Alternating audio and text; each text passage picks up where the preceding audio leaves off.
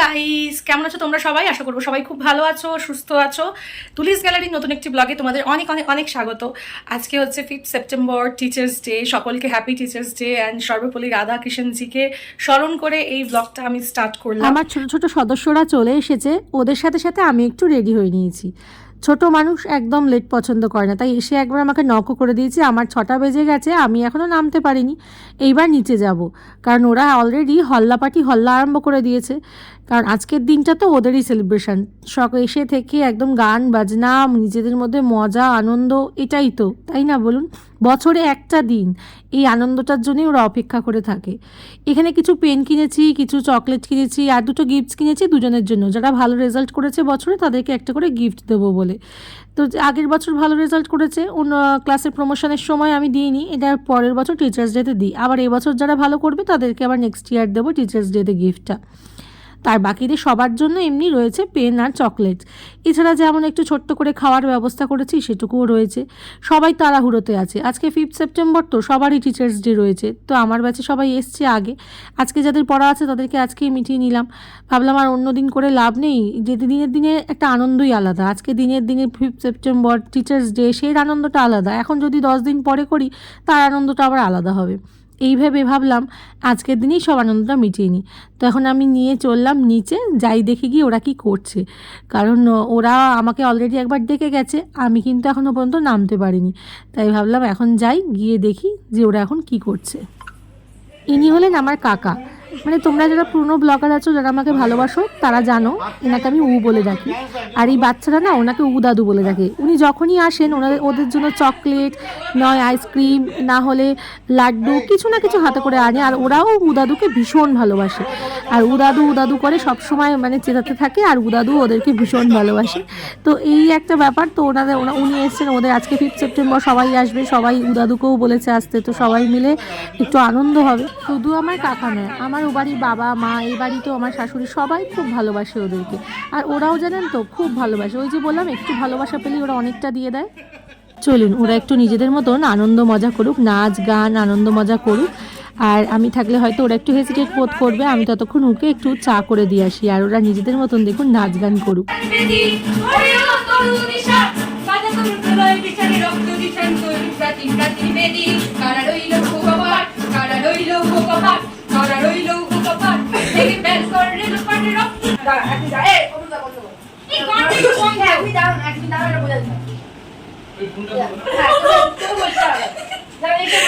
Truth না দেয়ার তোকে শেখাচ্ছে এখন।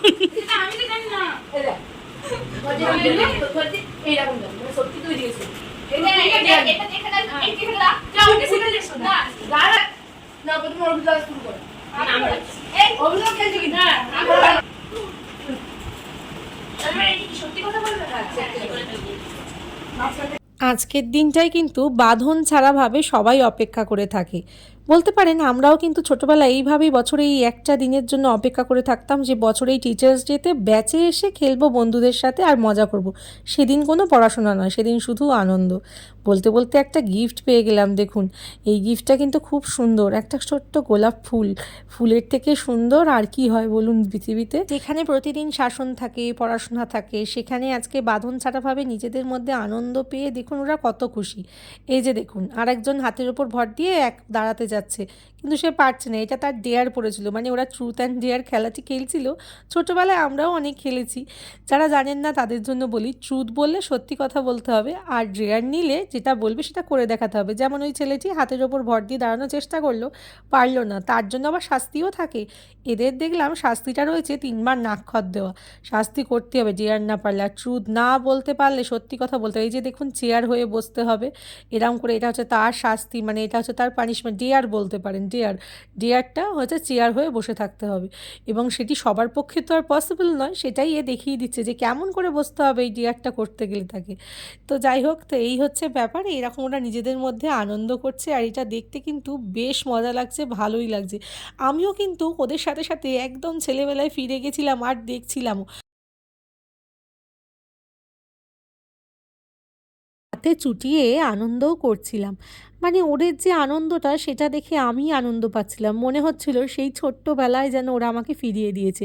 ছোটোবেলার ব্যাচে যখন যেতাম টিচার্স ডেতে বেশ সাজুগুজু করে সবাই মিলে, সব বন্ধুরা মিলে একটা এনজয় করতাম, গল্প করতাম, সেদিনকে কোনো পড়া নয়, সেই সব স্মৃতি যেন বারবার ঘুরে ফিরে আসছিল মনের মণিকোঠায়। আর মনে হচ্ছিল যেন সেই ছোট্টবেলাটায় আবার ফিরে যাই। একই খেলা অনেকক্ষণ ধরে খেলছে বলে ওরা একটু বোরও হচ্ছিল, তাই ভাবলাম ওদেরকে কিছু কোয়েশ্চেন করি। যেমন ধরুন, এই ব্যাচে পড়তে কার কার কেন ভালো লাগে, এই প্রশ্নটা ওদের করেছিলাম, তাই সবাই তার উত্তর দিচ্ছে। এখন যে মেয়েটি কথা বলছে সে কিন্তু সবার থেকে সিনিয়র, অনেকটাই বেশ বড় সবার থেকে, কিন্তু ওদের সাথে, এই ছোটদের সাথে এত সুন্দর করে মিশে যায়। আর ওরা ওই দিদিকে ভীষণ ভালোবাসে, তাই সব অনুষ্ঠানে দিদিকে একসাথে থাকতেই হবে, ওদের এটা ডিম্যান্ড বলতে পারে।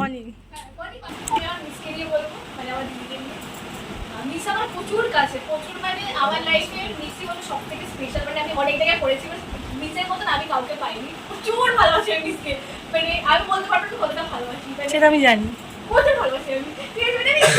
ভালোবাসাটা ফিলিংস হয়, ভালোবাসা মুখে বলা যায় না। হ্যাঁ একদম। আর মিস আমাকে প্রচুর ভালোবাসে, মানে মিস আমাকে যতটা কাছের ফিল করে এতটা কাছে আমাকে ফিল করাই। আমি ছোটবেলা থেকে মিসের কাছে পড়ি, আর আমি এক্সপ্লোরেড হয়ে গেছি। আমি কিন্তু তাও মিসের বাড়িতে আসি। বিশেষ হ্যাঁ তোরা বলবি, আমি এটা বলতে দেবে কতদিন পর মিসের পর আমি বলছি যে ফিলিংস এক্সপ্রেস করি আমি। I love you miss. Thank you, love you too. ঠিক আছে, আমি ওয়ান্ডার আউট। আমার ওখানে আমি খুব কমই দিন হয়েছে আমি পড়ছি, কিন্তু খুবই ভালো লাগে। আমার নিজের কাকিমা হয়, খুবই ভালো। আচ্ছা বলো, তুমি বলো।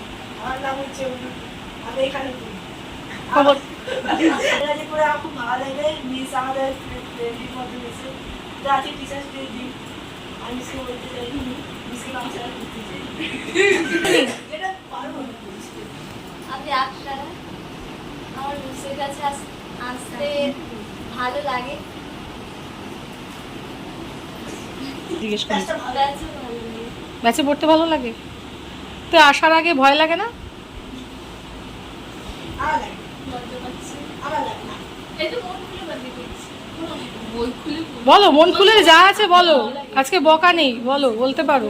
যাই ঠিক।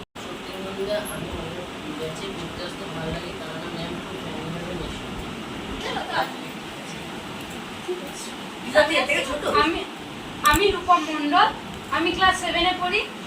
এই ব্যাচে আমি ক্লাস 6-এর প্রথম থেকেই পড়ি। ব্যাচটাকে আমার খুবই ভালো লাগে। ব্যাচে এখানে এত বন্ধুদের মধ্যে মিসকে পেয়েও আমার খুব ভালো লাগে। এখানে অনেক দাদা দিদি এরা হচ্ছে আসে, এত গল্প ঠাট্টা পড়ার মাঝে অনেক গল্প ঠাট্টা আর কি সবই হয়। এমনকি আমার মিসকেও খুব ভালো লাগে। Happy teachers day miss. Thank you. আমার নাম কিশোর দাস। আমার এখানে পড়তে আসতে খুবই ভালো লাগে, কারণ হচ্ছে আমি যবে থেকে ঘুরতে এসেছি তখন থেকে আমরা 4 বন্ধু একসঙ্গে পড়ি। আমাদের সঙ্গে অনেক দাদা দিদি পড়ে, তাই আমার এখানে পড়তে আসতে আমার নাম অভিরূপ ঘোষ। আমি ক্লাস 6 থেকে এখানে পড়ি। এখানে যারা যারা আছে তারা আবার ছোটবেলাকারই বন্ধু। আমার এখানে পড়তে আসতে প্রচুর ভালো লাগে। ম্যামও আমাদের সাথে ফ্রেন্ডলি ভাবে মেশে। আমি এই ব্যাচটাকে প্রচন্ড ভালো লাগে পড়তে আসতে। Happy teachers day. Thank you, thank you, thank you.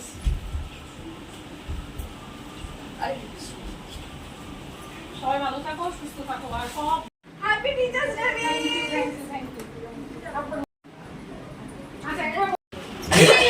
আচ্ছা, আমার কিছু বলার আছে, সেটা হচ্ছে আমি একটা কথা এই 4 জনকে বলেছিলাম, এই ব্যাচের 4 জনকে, সেটা হচ্ছে দিবস। আমি 4 জনকে বলেছিলাম যে ভালো রেজাল্ট করলে একটা গিফট আছে, তাই তো?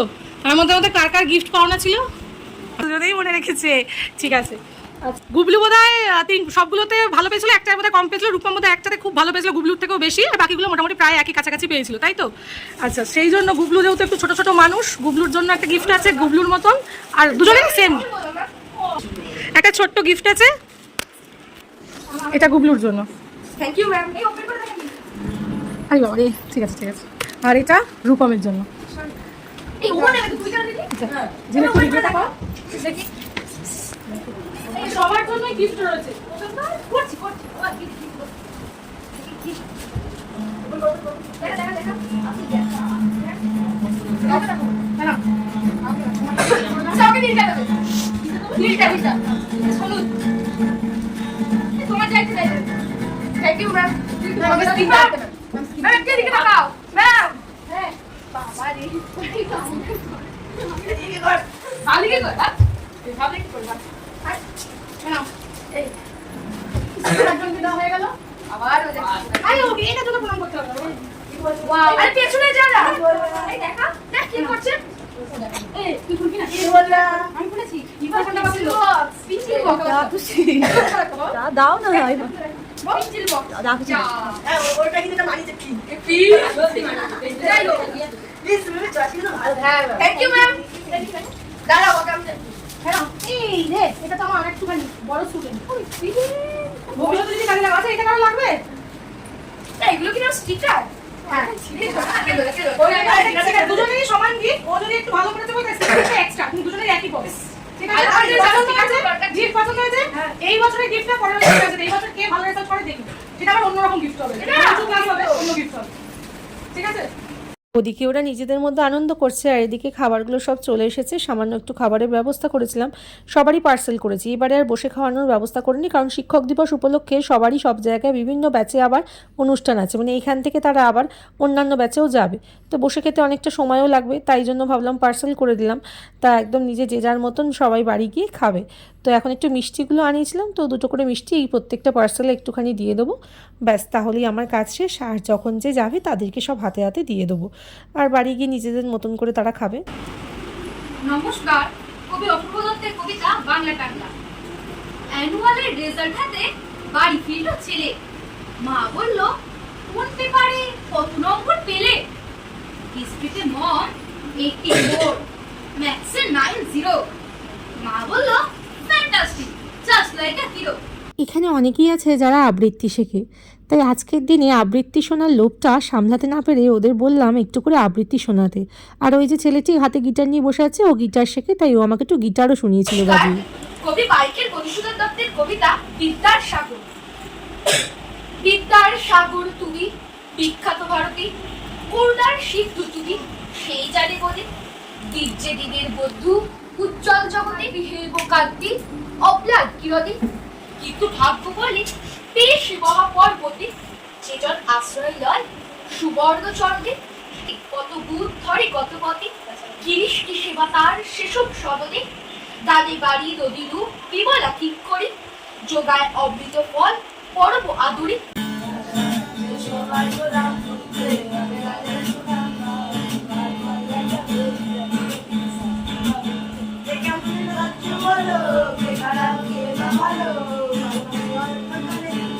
একলা চলো রে কবি একলা চলো, একলা চলো, একলা চলো, একলা চলো রে আরে দিদে দা তোমার হাওয়ায় হাওয়ায় করেছি যে দাস। আমার আপন হারা প্রাণ, আমার মালুম ছেড়া প্রাণ, তোমার হাওয়ায় হাওয়ায় করেছি যে দাস। হাওয়ায় হাওয়ায় করেছি পুরোটা জানি না।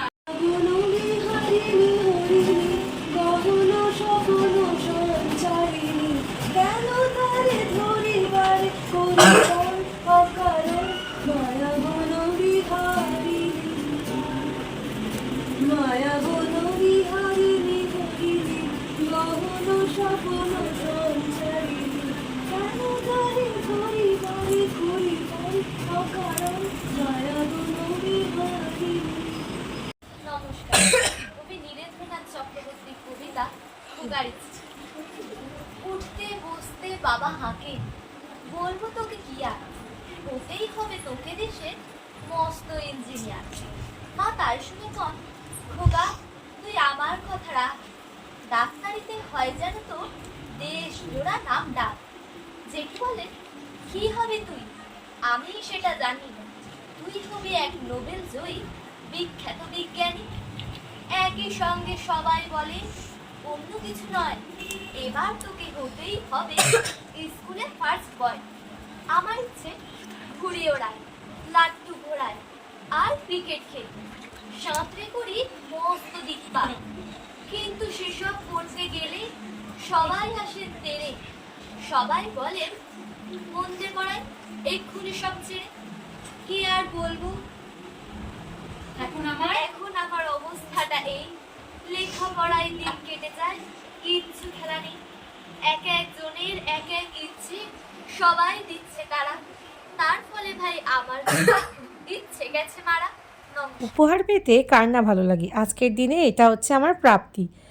বিয়ের আগে যেন প্রচুর প্রচুর প্রচুর টিউশনস করতাম, আর তখন একটা বড় অনুষ্ঠান করে বাড়ির ছাদে আমাকে সেটা পালন করতে, কারণ প্রচুর স্টুডেন্ট, সেখানে আমি পারতাম না সব ব্যাচ যেন তো একসাথে করতাম, এখনের মতন আলাদা আলাদা করতাম, তখন জায়গাও ছিল তাই একসাথে করতাম। আর সেখানে এত গিফটস হতো, তখন তো আর ব্লগ করতাম না, তাই তোমাদের শেয়ার করতে পারতাম না।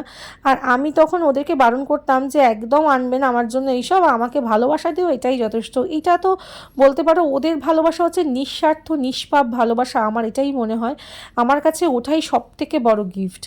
এই দেখো, তাও ওরা কথা শোনেনি। এখানেও আজকে এবারে ওরা অনেক কেক টেক আনবে বলেছিল, আমি কিন্তু বারণ করে দিয়েছিলাম। আমি বলেছিলাম না, তোমরা যখন বড় হবে, নিজেরা কাজ করবে বা জব করবে, তখন নিজেরা হাতে করে কিছু নিয়ে আসবে, আমার খুব আনন্দ লাগবে। কিন্তু তাও তো ওরা শোনেনি, তাও কিছু কিছু গিফটস নিয়ে এসছে, সেগুলো তোমাদের সাথে চলো শেয়ার করি কী কী গিফটস পেলাম আজকে।